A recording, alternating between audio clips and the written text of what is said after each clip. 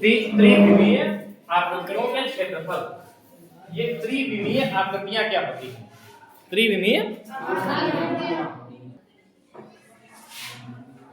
तो त्रिविमीय आकृतियां क्या होती हैं? सबसे पहले तो आप लोग ये जानिए, त्रिविमीय और दो विमीय, द्विविमीय मतलब 2D और 3D, 2 डायमेंशन और 3 डायमेंशन।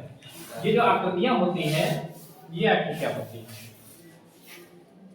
जैसे आप लोगों ने पढ़ा है, मान लीजिए ब्लैक बोर्ड है, व्हाइट बोर्ड है, इसको ऐसे जमीन पर लिटा दिया जाए तो इसकी ऊंचाई लगभग ना के बराबर होगी। ऊंचाई इतनी सी, मोटाई ही ऊंचाई रह जाएगी, तो ये ऊंचाई नहीं रह जाएगी। और जिन आकृतियों में ऊंचाई ना रह जाए, ऊंचाई ना हो, केवल लंबाई और चौड़ाई हो, उन्हीं को हम 2D कहते हैं। क्या कहते हैं?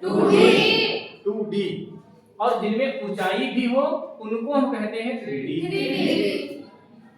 जैसे अगर आपसे हम पूछें कि गोला और वृत्त में क्या अंतर है, मतलब रोटी और गेंद में क्या अंतर है, तो आप क्या बताएंगे?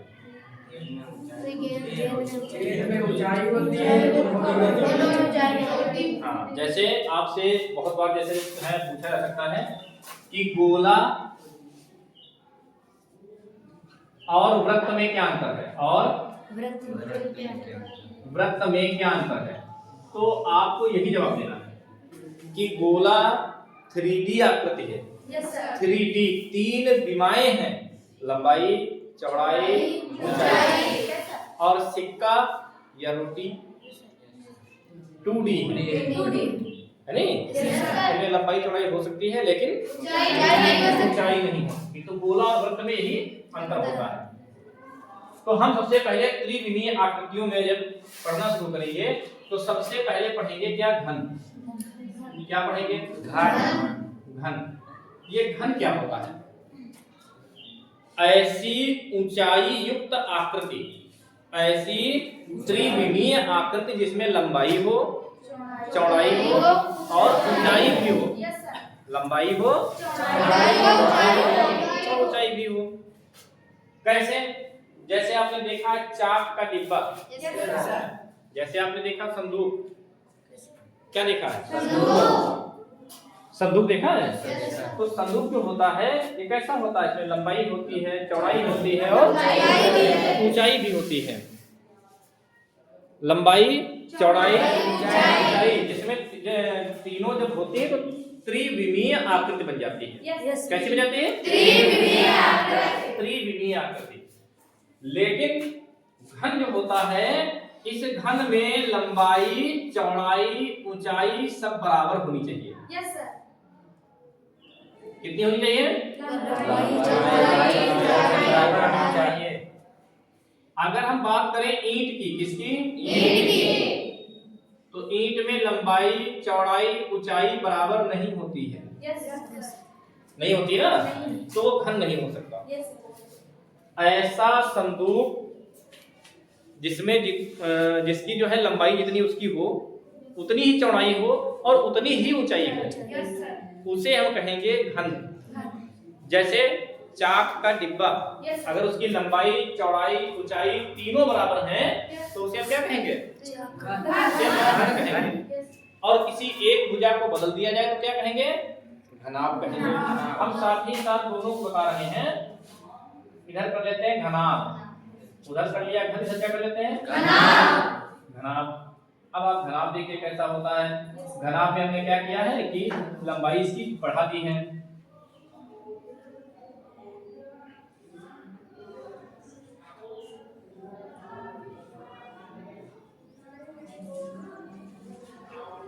ये देखिए घनाभ और घन में क्या अंतर है? इसकी लंबाई ज्यादा करते हैं, नहीं? मान लेते हैं यहाँ पर, माना घन की भुजा, घन की भुजा बराबर ए। मात्रक, कुछ भी मात्रक हो सकता है, सेंटीमीटर, मीटर, कुछ भी हो सकता है। हमने ए मान लिया। क्यों? क्योंकि इसमें लंबाई भी a है, चौड़ाई भी a है और ऊंचाई भी a है। हमें निकालना है घन का आयतन। देखिए यहां पर हम फार्मूले सारे लिखेंगे, यहां पर हमने क्षेत्रफल लिख दिया है, ठीक है। क्षेत्रफल एवं आयतन कर लीजिए।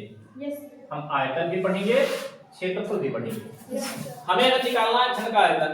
अच्छा, घन का आयतन, आयतन जो होता है वो होता है लंबाई, चौड़ाई और ऊंचाई, तीनों गुणे में होते हैं। मतलब लंबाई ऐसे में लिखा मतलब लंबाई है, गुणे ऊंचाई, ऐसे होता है। अच्छा, इसमें लंबाई a है, कितनी है? चौड़ाई कितनी होगी? क्योंकि सब बराबर है। a और गुणे ऊंचाई कितनी होगी? a, मतलब a गुणे a, अर्थात a की घात कितनी हो जाएगा? 3। अगर मात्रक की बात आए तो मात्रक यहाँ पर सेंटीमीटर है, यहाँ पर सेंटीमीटर है, यहाँ पर भी सेंटीमीटर होगा। तो सेंटीमीटर सेंटीमीटर सेंटीमीटर की गुणा होगी तो हो जाएगा घन सेंटीमीटर। या फिर हम लिख सकते हैं घन मात्रक। यहाँ पर मात्रक क्या है? जितना जो मात्रक क्वेश्चन में दिया रहेगा वही मात्रक यहाँ पर आ जाएगा। मीटर दिया रहेगा तो मीटर हो जाएगा, सेंटीमीटर दिया रहेगा तो सेंटीमीटर हो जाएगा, मिलीमीटर दिया रहेगा तो फिर मिलीमीटर हो जाएगा। तो यह क्या हो गया? घन का आयतन। ये क्या हो गया? घन का आयतन। अच्छा, इसके बाद आता है घन का संपूर्ण पृष्ठ। क्या आता है? घन का संपूर्ण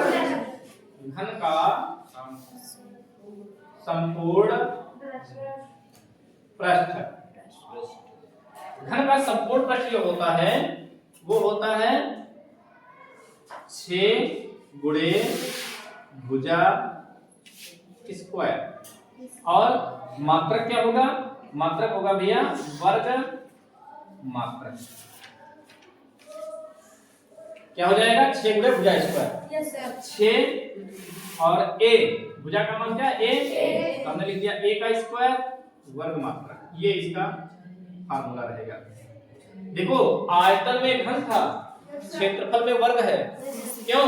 क्योंकि आयतन में 3 बार गुणा हुई है और क्षेत्रफल में केवल स्क्वायर में 2 ही बार गुणा हुई है, इसलिए वर्ग है। ठीक है। इसके बाद होगा घन का वक्र पृष्ठ। वक्र पृष्ठ मतलब चारों दीवारों का क्षेत्रफल। ये हो जाएगा भैया 4 गुणे भुजा स्क्वायर।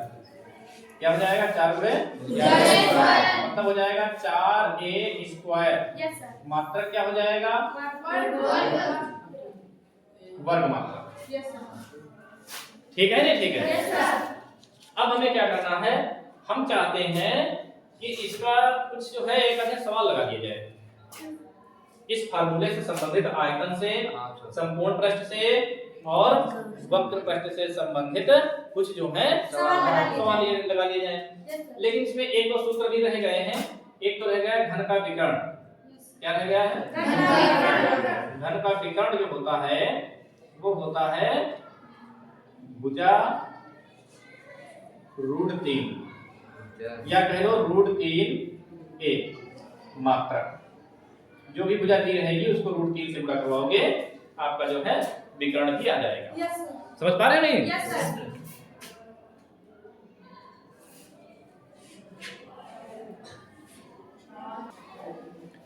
तो घन का विकर्ण हो गया भुजा √3 या √3a मात्रक। अब हम बात करें किसी घनाभ की। इसकी घनाभ जो होता है, घनाभ में लंबाई होती है, चौड़ाई होती है और ऊंचाई होती है। हम यहाँ पर मान लेते हैं कि माना घनाभ की लंबाई बराबर L, चौड़ाई बराबर B वृत्त होती है, ऊंचाई बराबर h हाइट होता है। इसमें लंबाई को लेंथ कहते हैं इसलिए L से लिखते हैं, चौड़ाई को ब्रीथ कहते हैं इसलिए B से लिखते हैं और ऊंचाई को हाइट कहते हैं इसलिए h से लिखते हैं। अब हमें लिखना है घनाभ का आयतन। क्या लिखना है? घनाभ का आयतन। घनाभ का आयतन होता है लंबाई गुणे चौड़ाई गुणे ऊंचाई। अब बताइए घनाभ की लंबाई कितनी है? L इंटू चौड़ाई कितनी है? B इंटू H और आयतन का मात्रक होता है घन मात्रक। पूछो क्यों? क्योंकि 3 बार गुणा होगी, जो मात्रक यहाँ होगा मीटर, यहाँ भी होगा मीटर, यहाँ भी होगा मीटर। भाई लंबाई दी रहेगी तो 2 मीटर कहा जाएगा, तो 2 मीटर इसमें भी तो मीटर है। और फिर चौड़ाई कहा जाएगा 1 मीटर, तो यहाँ भी मीटर होगा। ऊंचाई कहा जाएगा 10 मीटर, तो यहाँ भी मीटर होगा। मीटर मीटर मीटर की गुणा होगी घन मीटर। चाहे आप ऐसे लिख दो और चाहे या फिर लिख दो मात्रक की घात 3। मात्रक की घात 3 मतलब मात्रक की पावर 3। कितना ठीक है? कोई समस्या तो नहीं है? नहीं है। ठीक, फिर लगाएंगे घनाभ का वक्र पृष्ठ। घनाभ का वक्र पृष्ठ नहीं बल्कि संपूर्ण पृष्ठ। घनाभ का संपूर्ण पृष्ठ लिखो या लिख दो पृष्ठीय क्षेत्रफल। ठीक है, घनाभ का पृष्ठीय क्षेत्रफल ये होता है भैया 2 ब्रैकेट में LB plus BH plus HL ये होता है फार्मूला। मतलब 2 ब्रैकेट में लंबाई गुणे चौड़ाई, क्योंकि यह है लंबाई और B क्या है? चौड़ाई। तो लंबाई गुणे चौड़ाई प्लस फिर चौड़ाई गुणे ऊंचाई प्लस ऊंचाई गुणे लंबाई। मात्रक क्या होगा? वर्ग मात्रक। क्या होगा? वर्ग मात्रक कह लो या फिर कह लो मात्रक का स्क्वायर। क्या कह लीजिए? इतने में ठीक है? कुछ मुश्किल नहीं है। अब जैसे मान लीजिए ये कमरा है, कमरे की लंबाई दूसरी है, चौड़ाई दूसरी है, ऊंचाई दूसरी है। लंबाई मान लीजिए 10 मीटर है, चौड़ाई मान लीजिए 8 मीटर है, ऊंचाई मान लीजिए 5 मीटर है। और हमसे कह दिया जाए कि कमरे की चारों दीवारों का क्षेत्रफल बताओ। छत छोड़ दो और फर्श छोड़ दो। कमरे की चारों दीवारों का क्षेत्रफल बताओ। तो यहाँ पर होता है, हम लिख देते हैं कमरे की, ये कमरा घनाभ नहीं आता है। कमरे की चारों दीवारों का क्षेत्रफल बराबर 2 ब्रैकेट में L plus B into H। लंबाई प्लस चौड़ाई गुणे ऊंचाई। वर्ग मात्रक। वर्ग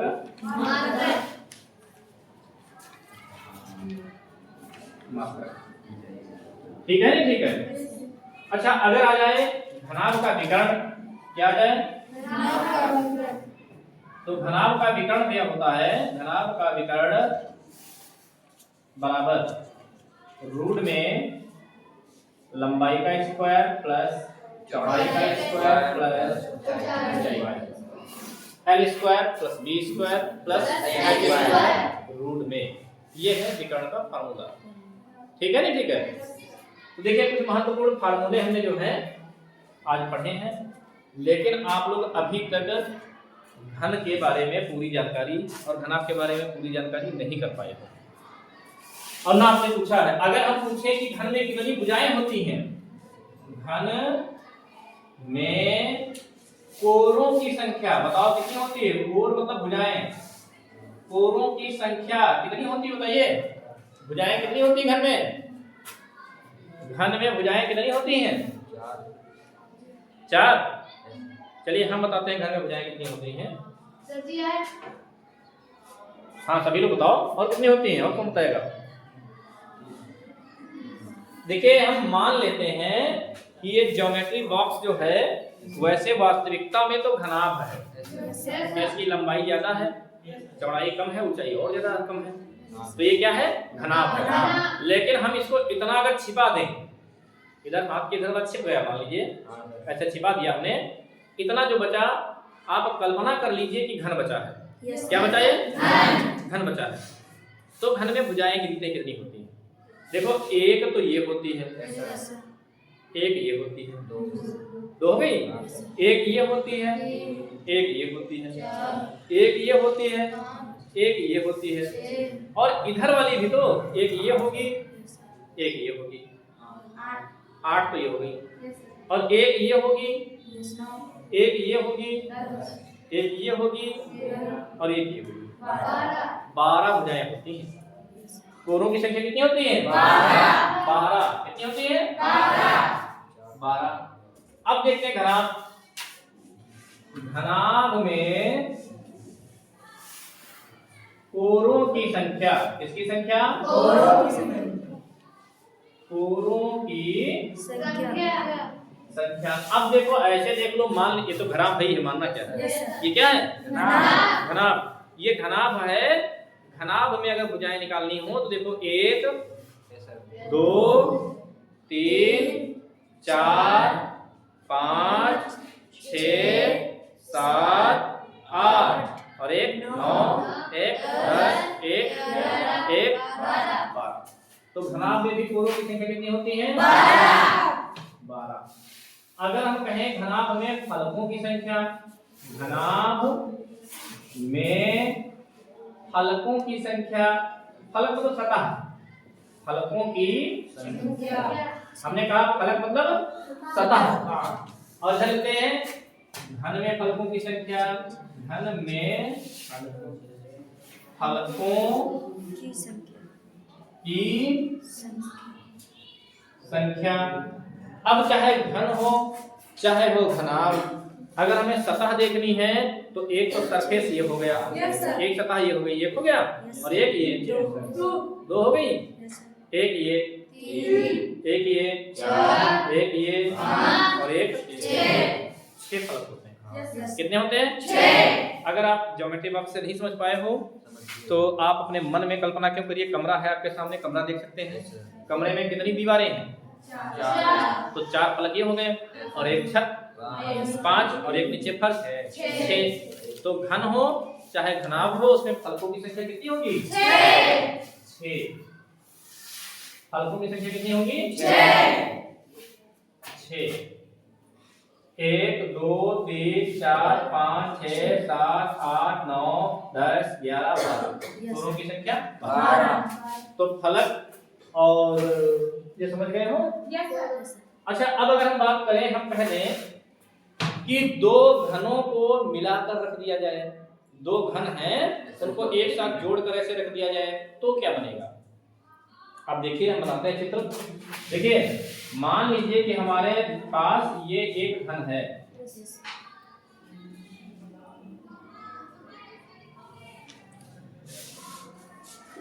हमारे पास ये एक घन है, ठीक है, ये घन हमारे पास है। इतने ऊंचाई चौड़ाई लंबाई वाला भुजाएं की, भाई घन में भुजा बराबर ही होती है। अगर ये 5 सेंटीमीटर भुजा वाला है तो 5 सेंटीमीटर भुजा वाला एक घन हमने और ले लिया, और इसके पास जोड़ के इसे रख दिया। ठीक है भैया? इसके पास हमने जोड़ के रख दिया। अब बताओ ये क्या बन गया? घनाभ बन गया। क्या बन गया?